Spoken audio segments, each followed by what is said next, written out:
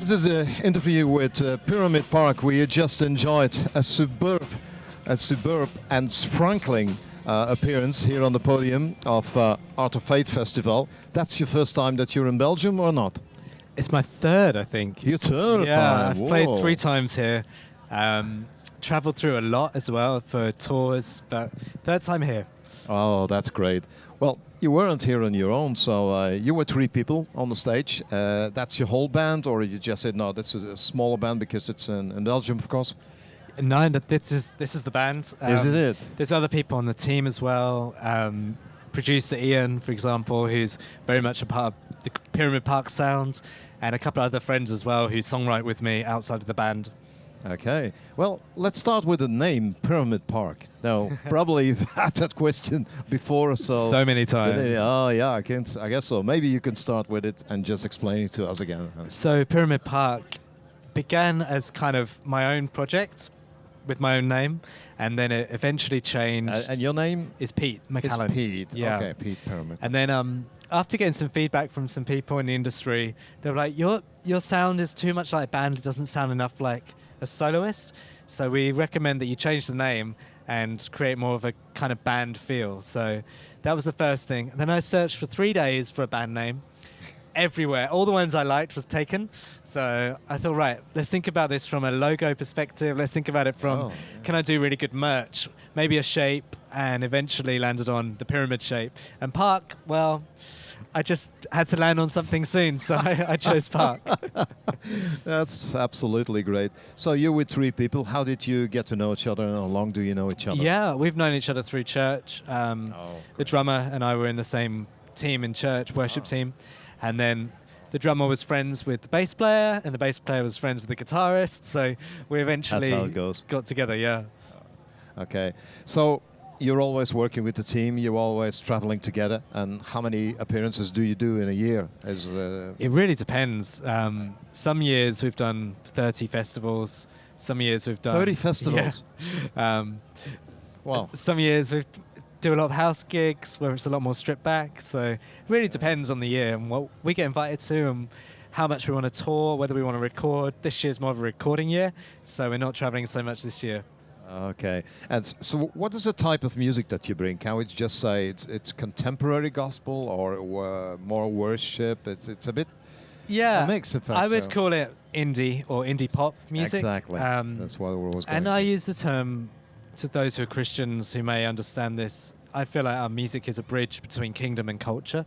Okay. So it feels like what started as a worship project has evolved over time, and we've been invited to play a lot of events that people may not have a faith, but they're hungry to know more, or they've got some sort of spiritual background, but they're not sure about God, Jesus. So I feel like Pyramid Park is a really good way of bridging that gap between kingdom and culture, really. So I try and write with people who are searching in mind rather than people who are of faith. But of course you can see there's plenty of messages in the songs.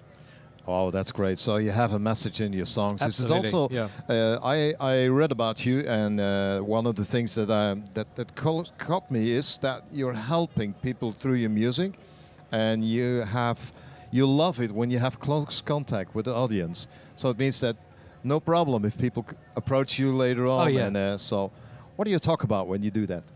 I think it depends about what the music does to people as well. Yeah. Sometimes you find that people are really moved by a song or the song's story. And we didn't tell too many today, but sometimes I tell a story about my dad. I lost my dad when I was 11 very quickly to cancer, and really impacted by that personally, and wants to write about that from the perspective of God really meeting me as a father in that time, and really shaping who I was as a person, and as even in music and songwriting.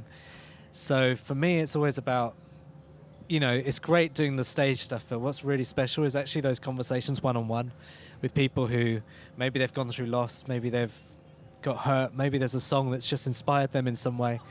And it's kind of my privilege and duty as well to give people time and make sure that we listen and we try and hear them out.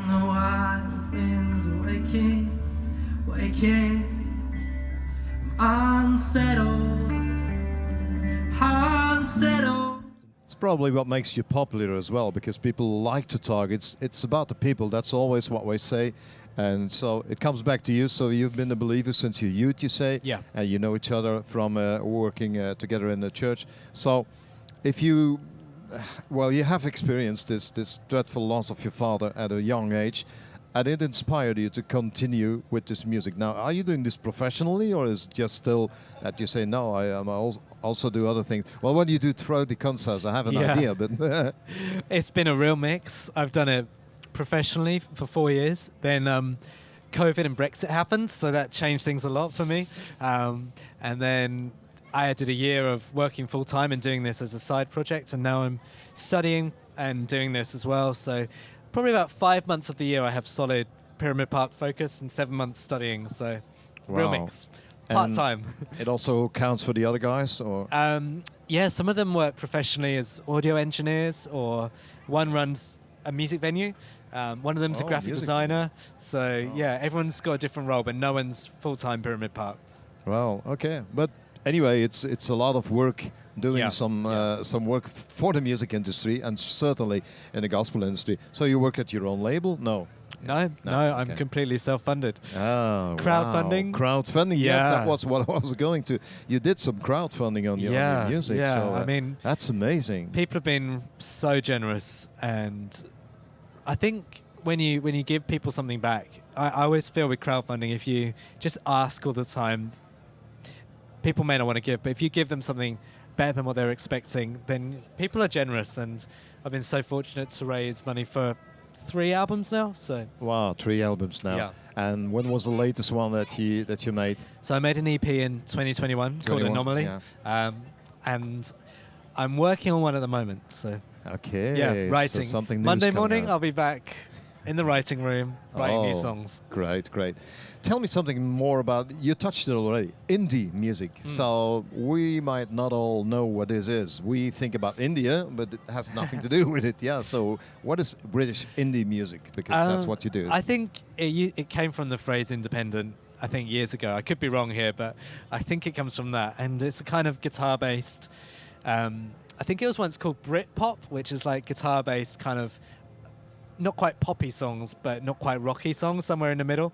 And so it's like very much a guitar-based, synth-based kind of song. So people use terms like indie pop, synth pop, alternative, all those kind of labels. Yeah, the indie spirit indie is what spirit you is like, indie spirit is about, I guess, channeling the DIY way of doing things. So I run it all as a record label from my studio. It's not a record label, but it's like running a record label. So I have a team of people who help me voluntarily a lot, some paid. And you got some merchandising as well, because people can buy it in the tent. Yeah, absolutely. So all of that, some of that was handmade by me as well. So wow, that's very nice. You have to learn it all. Yeah.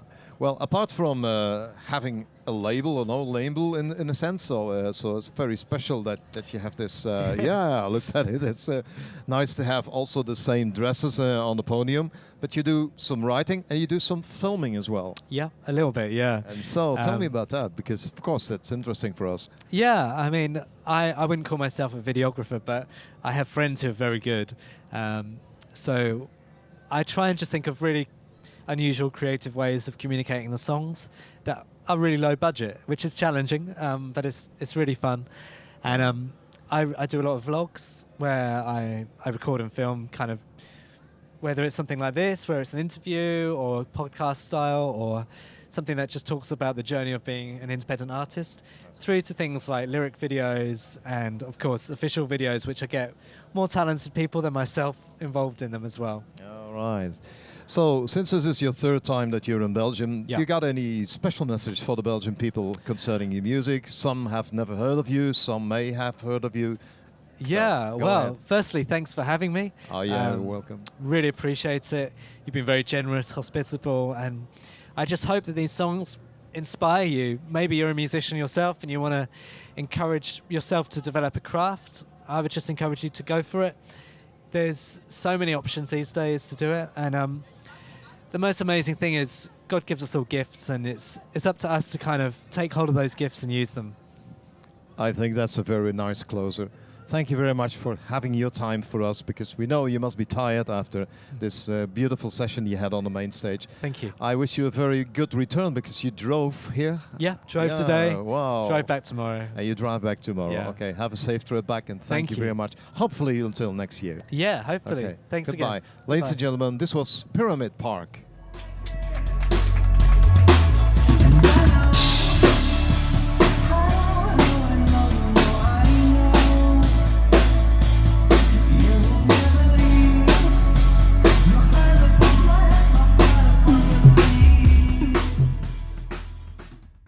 Was je bemoedigd door ons programma en wil je ons steunen? Dan kan dat via upmedia.be/steun ons of via deze Payconic QR-code.